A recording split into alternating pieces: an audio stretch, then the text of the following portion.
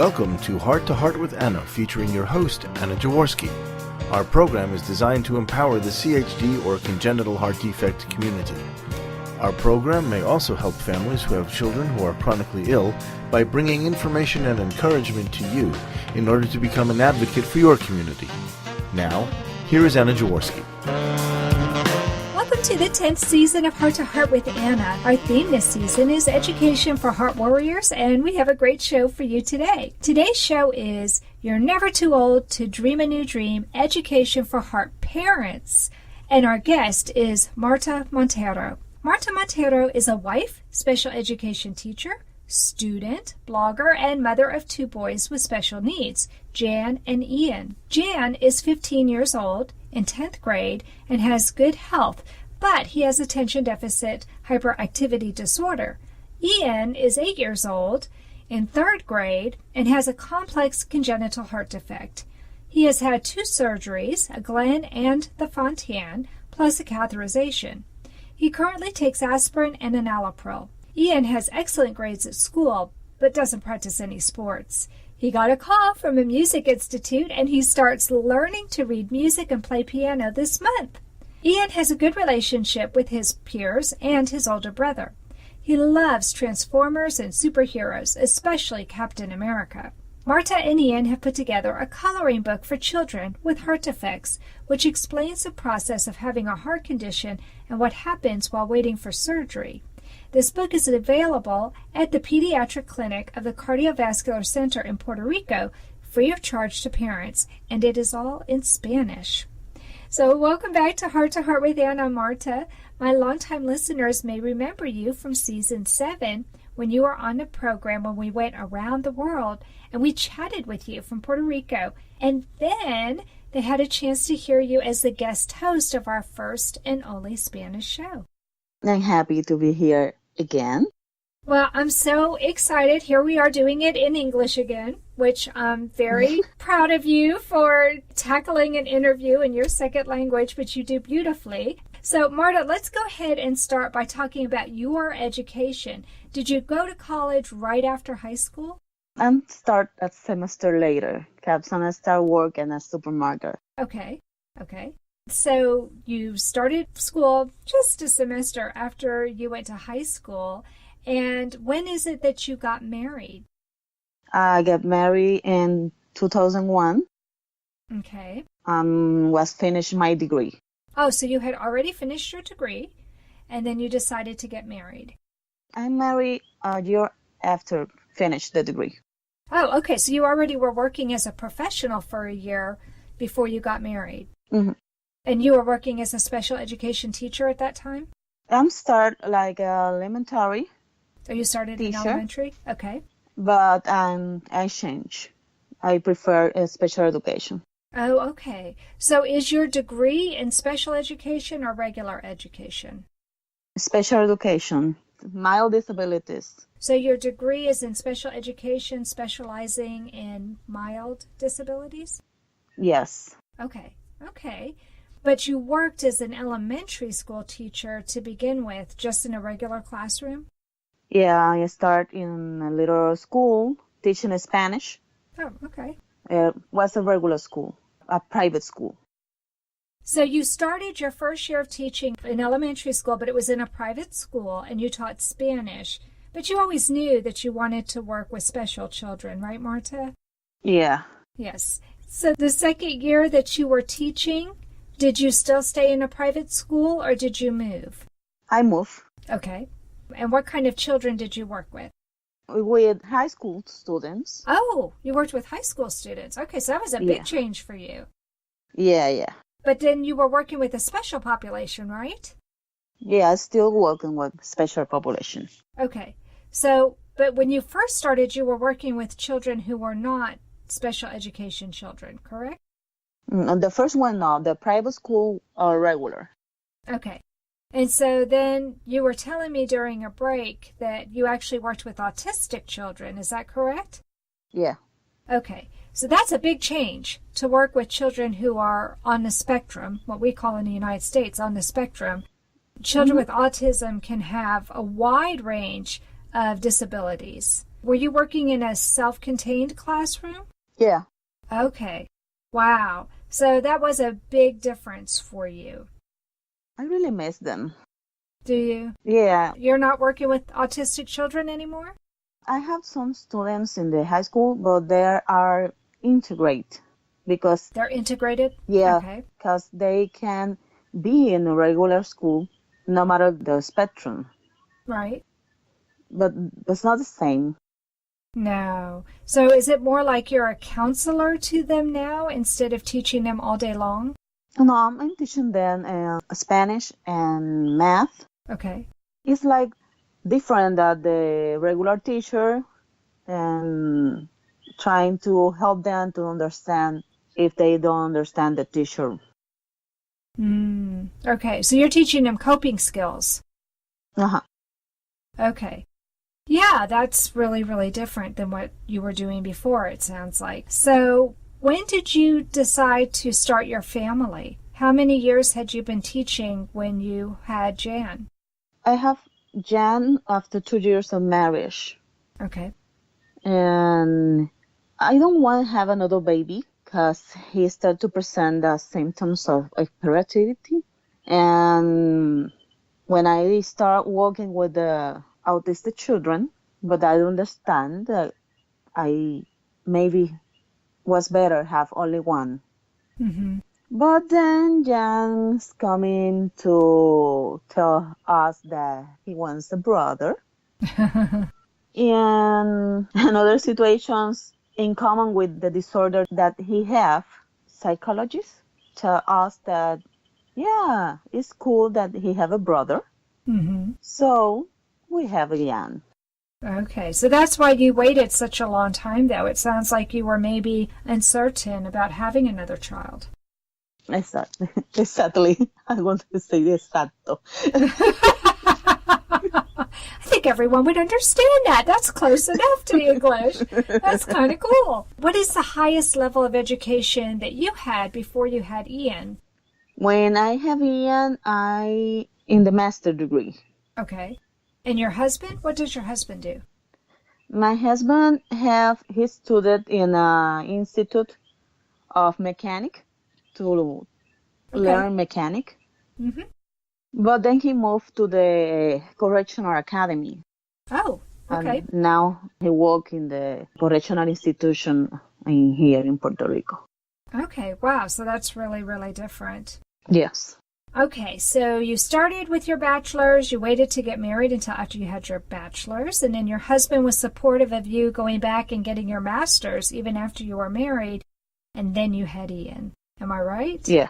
Okay, Yeah. So don't leave yet, friends. We're going to take a quick commercial break, but when we come back, we're going to talk to Marta about Ian's heart defect and how that affected her dreams of continuing her education when we return to Heart with Anna.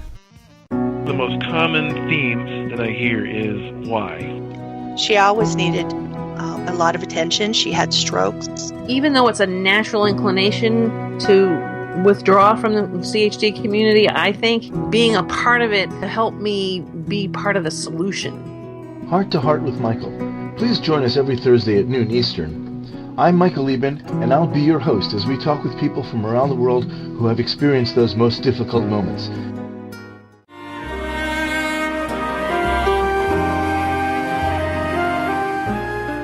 Home Tonight Forever by the Baby Blue Sound Collective.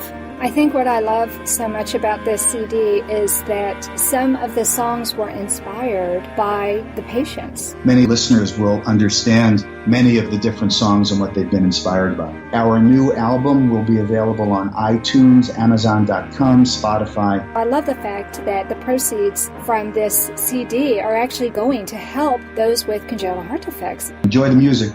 Home Tonight Forever.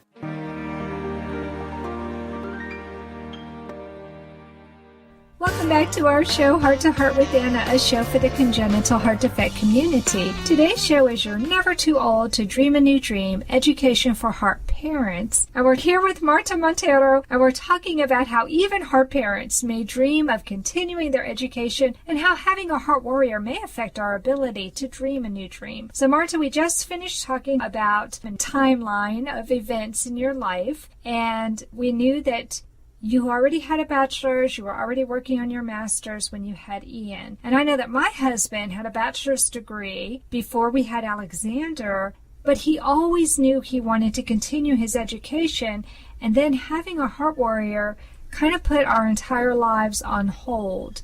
And for 4 years, we were just focused on helping Alex to get through his surgeries and deal with having a child with a critical congenital heart defect. But then after 4 years, my husband went back to school. So why don't you tell us how it is that you had your dream and how you were able to continue your dream even after Ian was born? The first year, the doctors always talking about the surgeries, and he need the medications. Like he needs more eyes in him. Additional, no one's feel with the emotional support to take care of him. For example, my mother don't want to take care of him, so I don't have someone to help me to take care of him, but I can come back to continue studying. So that's really the obstacles that I have to continue my education. Right. So had you finished your master's degree before Ian had his first surgery? Well, I want to continue extra credits in preschool, but I think I prefer to finish the master degree. So I have him in March, and I have my master in June. Oh, wow. Okay. So you were working on your master's degree, pregnant, and then having your child go through his first surgery. Yeah. Wow. Did you know while you were pregnant that you would have a son with a congenital heart defect? No. No. So you found out after? Yeah. Wow. Okay. So that was a lot to deal with. It was enough to know that you were having a baby, but then to find out that you had a baby with a heart defect. How soon were they able to identify that he had a heart defect? The second day. Oh, wow. So you were still in the hospital? Yeah. Okay. After 2 days, the doctors identified that Ian had a heart defect. What was the name of his heart defect? At that moment, they say he have a septal defect. Okay. So he had a septal defect, which means a hole in the heart. Yeah. But at that moment, that's what he said. Okay. I have a feeling things changed. Yes. Okay. So, Very, very changed. Yeah, I imagine so. So he's 2 days old. They said, oh my goodness, we heard something in Ian, and we think he has a hole in his heart. Uh-huh. They tell that. And then did they let you go home? No, they say that Ian needs to go to the cardiovascular center, Okay. rush, emergency, because they think that maybe he needs his first surgery soon. Okay. But that's not happened. That's not what happened. What happened? They look in him in the intensive care and put in antibiotics Right. and other medications Okay. and say that he don't need the surgery that rush that the doctor think. Okay. So that was good news. He didn't have to have an emergency procedure. Yes, because they say he is going to have a normal life because they are going to fix the heart. When he's born, the doctor in Ponce said that he have a septal defect. Okay. When we move to the cardiovascular, other doctors start to check him, change that diagnosis to AV canal. The idea was fix it, the AV canal. Right. Okay. But when they opened the chest, found the transposition of the great vessels. Okay. So, wow, you've been through 3 different diagnoses in a matter of probably hours. Yes. Oh, my goodness. And found, too, the DOLV, the double... Outlet right ventricle? Thank you. Yeah. And that's really hard to say. It is hard to say. It's very hard to say. Okay, so on top of having transposition of the great vessels, he also had double outlet right ventricle? Yes. And no ventricular septal defect? No. And the atrial ventricular canal? Yes. Wow, so that's a lot of things wrong structurally with his heart. Now, are they thinking that they can do a complete repair, or did they have to tell you probably not? No, they say that was impossible because the right part of the heart was more little than the left and was very difficult to fix it. Sure. That's what they say. Sure. So, basically, does he have a single ventricle heart? Does he have a Fontan procedure? Yes. Okay, so he's a single ventricle survivor like my son as well. And those kiddos were lucky that they're alive thanks to the Fontan and the other procedures, but they're basically living with a 2-chamber heart. Mm-hmm. And that's not really fixed. So that's a big change for you. Did you go back to work after you had Ian? Yes, because when I have the diagnosis, my mom quit her job, so she take care of him while I'm working. Oh, wow. That's a lot of support. And when I go out of the work, I go into her house, pick up my boy, and come to my house. At that moment, I have very support from her. Mm-hmm. When he has his first surgery, I take weeks in my work, and my husband take vacations, and we come to the hospital, be with him, and then when we come back to Ponce, I come back to my work, and then he's still in vacations, so he still care of the boy, and my mother help him. So your mother was continuing to help you even after he had his first surgery. Am I understanding you right? Yeah. Okay. Well, that's remarkable that you had all of that support. And were you still finishing your master's at that time, Marta? When the surgery of Ian, I was finished. I finished in June 2009, and the surgery was in November. Oh, okay. So you had time to go ahead and finish and get that behind you before you were facing that first surgery. And yes. So was his first surgery like a bidirectional Glenn? Yeah. Okay. And so you knew you still had the Fontan. How much time was there between the first and second surgery? About 3 years. That's a long time. During that 3 years, were you still dreaming of going back to school to get your PhD? Yeah, but I'm a little afraid about the thesis. Your thesis? Yeah. So you were afraid of the thesis? It's a lot of work. It's a lot of work to do a thesis. And then to know that you are going to have a child needing another open heart surgery, that's a big, scary event that you have to plan for. Exactly. So was that your biggest obstacle, knowing that you had the thesis to do? Was that the biggest obstacle you had to going back to school to get your PhD? No, that's not the bigger. Really, the bigger was trying to work with the syndrome of hyperactivity and deficit of Jen, and still working with the situation with Ian. Right. So it's not just one child that you're focused on. It's not just your baby, but you have another child who has attention deficit hyperactivity disorder, and you can't neglect him. So you've got Jan, you've got Ian, and you have your dream. So the biggest obstacle was really trying to juggle all of that in your life. Am I right? Yes. Yeah, I think that would be a tremendous juggling act. So we're going to take a quick break, but when we come back, we're going to find out, how did Marta do it?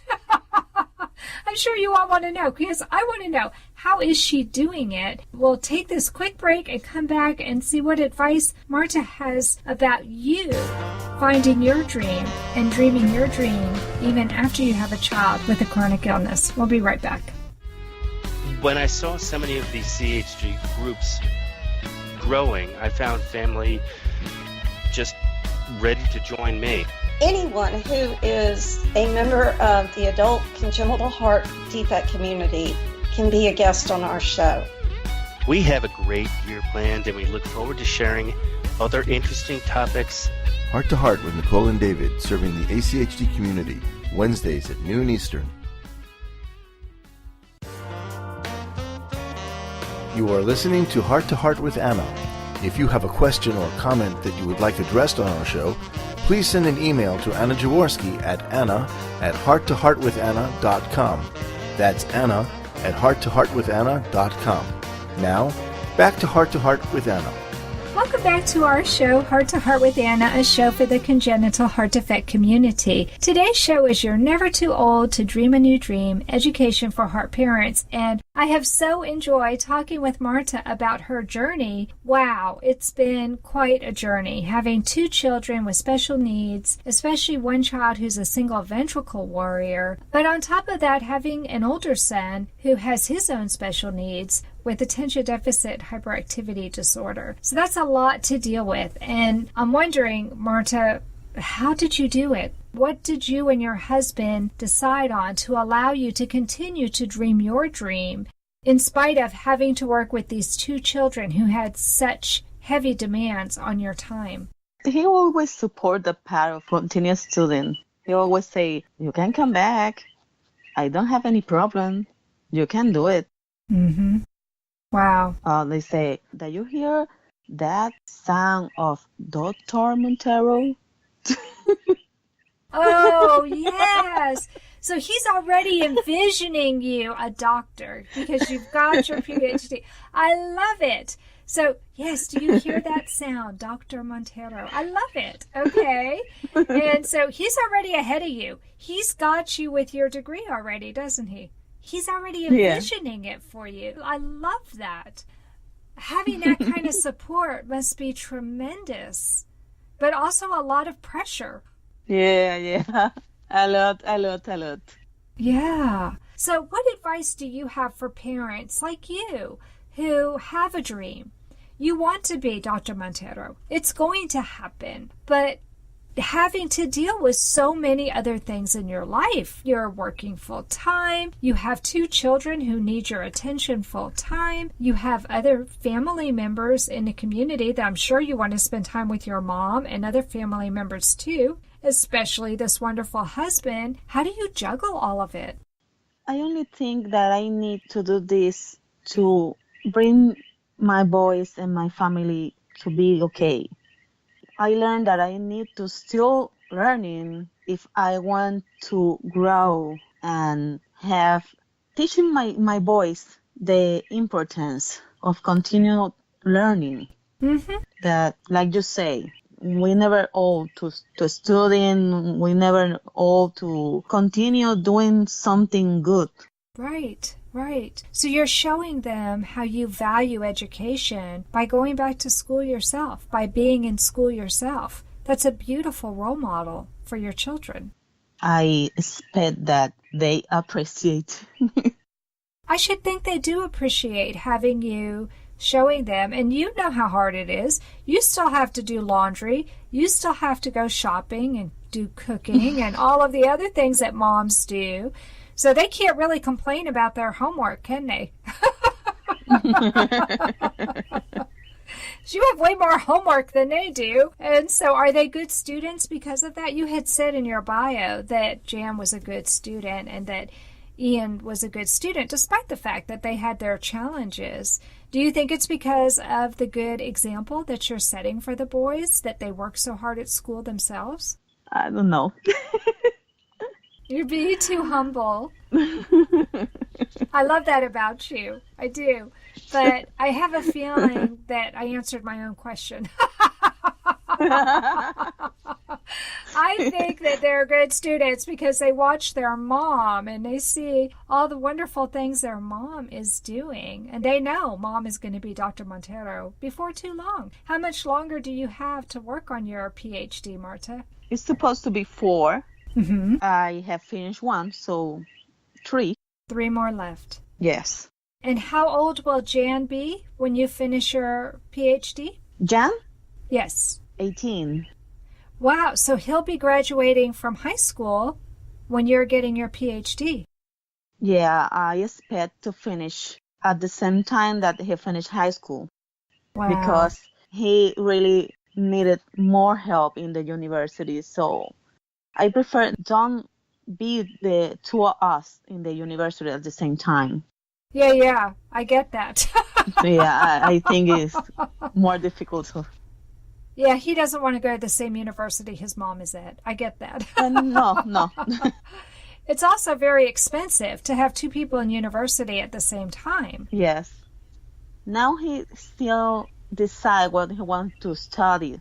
Mm-hmm. But I know that he don't go to the same university that I go. Oh, okay. So you had said before you live in Ponce. Is the university you go to also in Ponce? Yes. And where do you think Jan will want to go? He don't decide what he wants to study, but he had a little idea. Mm-hmm. And what he wants to study don't be in the university that I studied. Okay, well that makes sense. So I love it though that he's already planning to go to university. It doesn't even sound like there's a question in his mind. As they say, he don't have the decide what really he wants. Okay. He said he going to study, but at this moment, if you make the question what you want to study in the university, maybe he said, I don't know yet. Which is not uncommon. A lot of kids who are his age don't really know what they want to do with the rest of their lives. And it takes a certain amount of maturity to realize you can go to university and study something, and it doesn't have to be for the rest of your life. But you kind of feel that pressure like it is. When you get older, like our age, then you realize people change careers. People change their dreams. And that's okay. Mm-hmm. Okay. That's right. So when you finish your PhD, will you get a different job? Will you start working at the university, or will you work at a different kind of profession? But I would like to work in the university. That's another dream. Mm-hmm. But I'm still working in the school, the regular school. I really like to continue writing books. Uh-huh. And trying to continue go to other places and make conference, something like this. Uh-huh. So you like to travel? Yes. Yes? Yes, but all the things that I say I can make in here too. You can make it happen in Puerto Rico? Yes. Mm-hmm. Absolutely. I mean, you've already written a beautiful book, and if you all have not seen it, can you give us the title? Because my Spanish is very limited. Yes, Ian y los guerreros de corazón. Ian and the Heart Warriors. And so if you're looking for a book in Spanish, it's a precious book, and it does feature her heart warrior as the main character. And it explains about needing heart surgery, right? Yes. Mm-hmm. So I love it that your dream is to continue writing books. Do you think you'll write other books that deal with congenital heart defects? Yes. Yes. I would like to write for children something like the importance to take their medications. Yes. Because we know that when they are children, they don't understand why it's important. Sometimes Ian question me why I need to take this all days. What happens if I don't take it? Mm-hmm. I understand that the children need a book that explains that, why it's important, the medications, and what happened, and in a beautiful words, what happened if they not take it. Right. Something like that. Mm-hmm. I know my Alex used to say, Mommy, I don't need this anymore. I feel fine. Sadly. And I used to say, but you feel fine because you take your medication. Right. It is a difficult concept for children to understand. And I don't think that's unique to Heart Warriors. I think kids who have diabetes or who have ADHD who are taking medication are one of a million other kinds of birth defects or congenital defects or just acquired problems. When they feel good, they don't understand why they need to take the medication. Exactly. I think they're maybe too young to understand that it is because they take the medication that they do feel well. So I think a book like what you're talking about, if it's written in language with pictures that can help children process and understand it, I think that would be fabulous. I think too. So it sounds to me, Marta, like you are living your dream, and I love how you're doing that. So can you share one last piece of advice for heart moms and heart dads to help them to continue to live their dreams as well? Sometimes we have particularities, some kind of gift that can help with follow our dreams. For example, my students are about special education, but I really like to take a course about cardiovascular system. And sometimes parents maybe need to use the situation to help others, and maybe they can follow their dreams with the life situation. And maybe sometimes your dreams change a little bit, huh, Marta? That's right. It's important to be flexible as things happen to us. I love that. I absolutely love it. Thank you so much for coming on the show today, Marta. Thank you, Anna. That concludes this episode of Heart to Heart with Anna. Thanks for listening today. Please come back next week on Tuesday at noon Eastern Time. Until then, please find and follow our podcast on YouTube. And my YouTube channel is easily found by looking for my name, Anna Jaworski, Jaworski. And remember, my friends, you are not alone. Heart to Heart with Anna is a presentation of Hearts Unite the Globe and is part of the Hug Podcast Network. Hearts Unite the Globe is a non-profit organization devoted to providing resources to the congenital heart defect community to uplift, empower, and enrich the lives of our community members. If you would like access to free resources pertaining to the CHD community, please visit our website at www.congenital-heart-defects.com for information about CHD, the hospitals that treat children with CHD, summer camps for CHD survivors, and much, much more.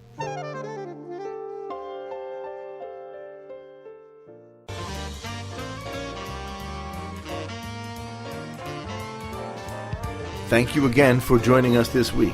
We hope you have been inspired and empowered to become an advocate for the congenital heart defect community.